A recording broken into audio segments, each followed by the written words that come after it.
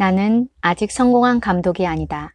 감독으로서 나는 이제 겨우 머나먼 여정을 향해 길을 잡아 나가는 단계에 있다. 하지만 흥행이나 타인의 평가에 관계없이 나는 롤러코스터를 만들고 영화 감독으로 데뷔하면서 영화를 좀 더 이해하고 좋아하게 되었다. 그리고 그 시간을 돌이켜 보았을 때 나에게 가장 기억에 남는 풍경은 역시 배우들의 얼굴이다. 그때 나에게 촬영장의 풍경은 한 사람 한 사람의 얼굴이었다. 나는 평소에도 사람들의 표정을 유심히 관찰하는 버릇이 있다. 시시각각 미세하게 변하는 사람들의 표정이 전해주는 것들은 꽤 많다. 눈썹의 움직임, 여기저기 가닿는 시선, 콧잔등에 맺힌 땀, 입술이 오므라들고 펴지는 모양을 관찰하면서 내가 결코 들어갈 수 없는 그 사람의 내면을 상상한다. 이 또한 배우의 직업병인지도 모르겠다. 촬영장에서는 이 버릇이 의식적으로 또 적극적으로 발휘되었다. 우리는 아침 7시부터 모여서 연습을 시작했다. 이른 아침이기 때문에 배우들도 다들 잠이 덜 깬 상태라 아직 최상의 컨디션이 아닌 경우가 많았다. 하지만 배우가 언제나 최상의 컨디션에서만 연기할 수는 없는 법이다. 나는 언제 어디서든 컨디션을 빠르게 끌어올리고 달구어서 곧바로 촬영에 들어가는 연습을 하기 위해 일부러 이른 아침부터 모였다. 또 영화보다는 연극 무대가 더 익숙한 배우들도 있었기에 그들이 카메라에 충분히 적응할 수 있도록 준비할 시간이 필요했다. 어슴푸레한 아침에 만난 피로한 얼굴들이 시간이 지나면서 유연하게 풀어지고 자연스러워지던 순간을 나는 기억한다. 어느 날 국가대표 신과 함께의 김용화 감독이 내게 특별한 선물을 주었다. 촬영장에서 감독이 모니터를 할 때 사용하는 의자였다. 물론 모든 촬영장에서 이런 의자를 사용하는 것은 아니다. 김용화 감독은 나를 위해 딱 적당한 높이의 의자를 구해서 보내준 것이었다. 그 의자는 일반 의자들보다 약간 더 키가 커서 앉아있으면 옆에 나란히 서 있는 사람과 눈높이가 맞았다.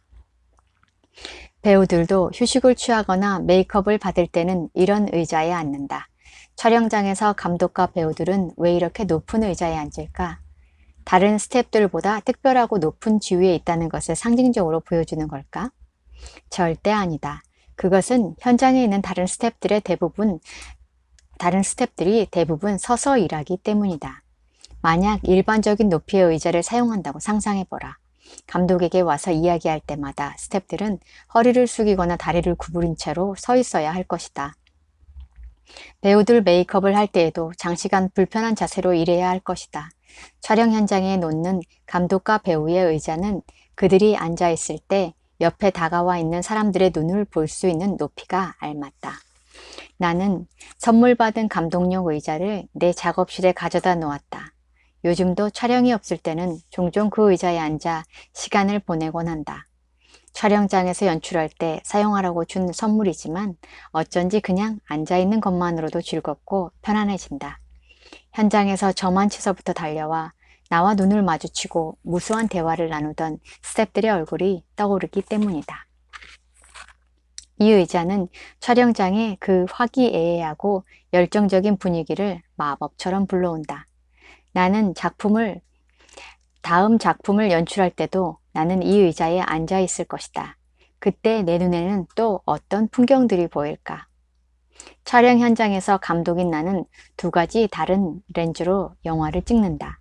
하나는 촬영용 카메라, 또 다른 렌즈는 바로 나의 눈이다. 과거의 어떤 때는 그저 촬영장에서 사람들을 기쁘게 만나고 설레는 마음으로 일할 수 있기를 기도했다. 내가 매너리즘에 빠져 있다는 생각 때문이었다. 잘하고 성공하는 것보다 그저 촬영장에서 하루하루 행복하다고 느끼는 일, 몰입의 기쁨을 느끼는 일이 더 절실했다. 하지만 언젠가부터 내 기도의 내용이 조금 바뀌었다. 요즘 나는 기도할 때 내 소원을 열거하지 않는다. 그저 신이 내게 맡긴 길을 굳건히 걸어갈 수 있도록 두 다리에 힘만 갖게 해달라고 기도한다. 삶은 그냥 살아나가는 것이다. 건강하게, 열심히, 나가는 것이 우리가 삶에서 해볼 수 있는 전부일지도 모른다. 내가 아무리 고민하고 머리를 굴려봤자 인간이 할 수 있는 일에는 분명 한계가 있다. 이렇게 기도한 이후로 이상하게 조금 더 마음이 편해졌다. 무슨 일이든 더 담담해질 수 있었다. 내가 아무리 발버둥 쳐도 어찌해 볼 수 없는 일들이 있다는 명백한 사실은 내게 폭이나 체념이 아니라 일종의 무모함을 선물해 주었다. 나는 나에게 주어진 길을 그저 부지런하게 갈 뿐이다. 살면서 불행한 일을 맞지 않는 사람은 없다. 나 또한 마찬가지일 것이다. 인생이란 어쩌면 누구나 겪는 불행하고 고통스러운 일에서 누가 얼만큼 빨리 벗어나느냐의 싸움일지도 모른다. 누구나 사고를 당하고 아픔을 겪고 상처받고 슬퍼한다. 이런 일들은 생각보다 자주 우리를 무너뜨린다. 그리고 그 상태에 오래 머물면 어떤 사건이 혹은 어떤 사람이 나를 망가뜨리는 것이 아니라 내가 나 자신을 망가뜨리는 지경에 빠진다.